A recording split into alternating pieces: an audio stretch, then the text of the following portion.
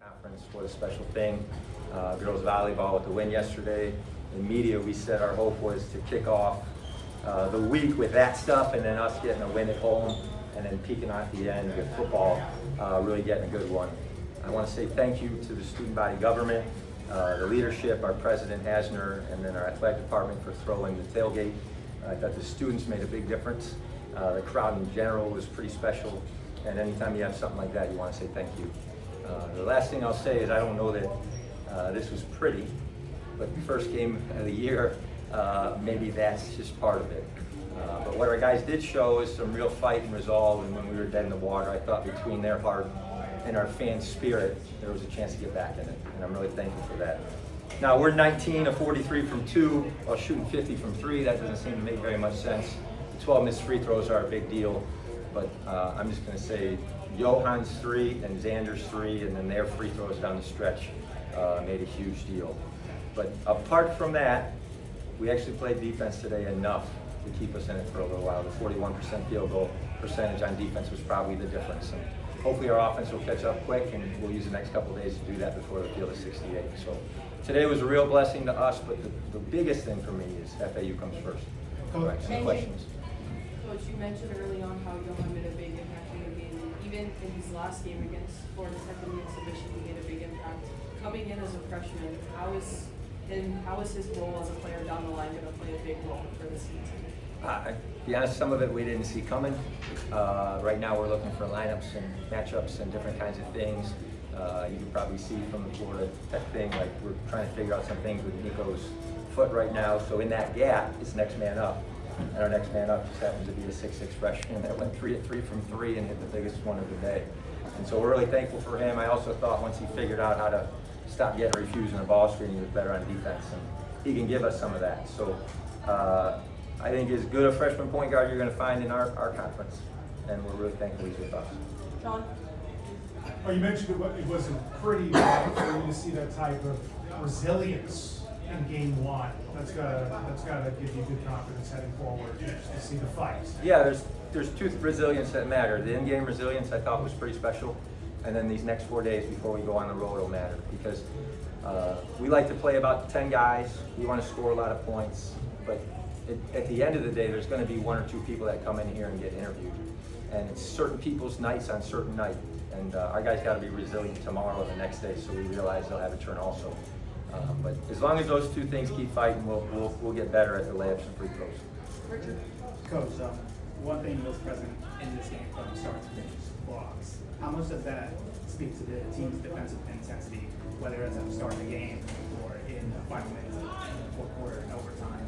Yeah. How much does that play to the team's? I mean, rim protection matters, and then the rebounding behind the rim protection is even more important. If we happen to miss, we're going to have to crack down and be there on time. The attempt to do that in the first half just led to foul trouble, and then the second half, the fact that we got clean blocks and there weren't as many free throws, we were able to equal out the free throw disparity. I thought was a big deal at home down the stretch. But obviously Devin Williams played a role in that. Xander Pendleton's blocks, geez, I mean, pretty special. So we're really thankful for that. JJ? Coach, you mentioned the 12 missed free throws. What do you think contributed to that from the charity stripe, and how do you fix that going forward? Yeah, JJ, we shot so many free throws between the last scrimmage and this one. I think we're just going to have to stick with the discipline of doing that. I was shocked by it. I'm proud that it didn't emotionally drain us to the point where we stopped playing hard, but certainly they're going to be in here tonight. Not just tomorrow, but tonight, and they're going to be at the free throw line. They'll be getting better. But, I'm thankful at the end. It's one thing to make and miss free throws. It's another thing to get to the free throw line, and we weren't doing that. So to shoot 25 when they shot 24 the way the game started, I thought was as important as the making down the stretch. But we'll keep working on that. Justin? Coach, obviously down the stretch there at the end of the second half and at the end of overtime, kind of saw Johan and Xander kind of just take over. Obviously, Johan gets a big steal in 3, Xander's defense there in overtime. For them to do that really in their first game, kind of just talk about what it means going forward. Yeah, Xander's a 22-year-old men's national team player from Belgium. He's been in moments like that. And, I thought there was a stretch there in the second half where he really dipped, and I'm most proud of his response. But the 50-50 balls and the block shots were just as big as the flare 3 he did off high ball screen action. And then Johan, you know, he played at Asvel last year. That's Tony Parker's EuroLeague team, and he was up and down with the men. And something about getting, as a true high school kid, getting time on a men's EuroLeague team in practice makes a difference. I don't know that anybody could have predicted that, but I'm thankful for it, and hopefully there's more of that in there.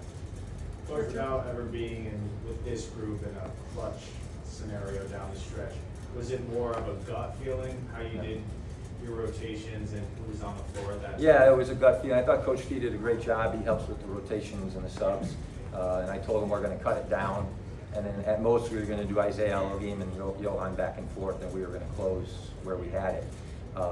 As big a deal as maybe anything is I think Kanan closed the game the last 9 minutes with 4 and didn't foul.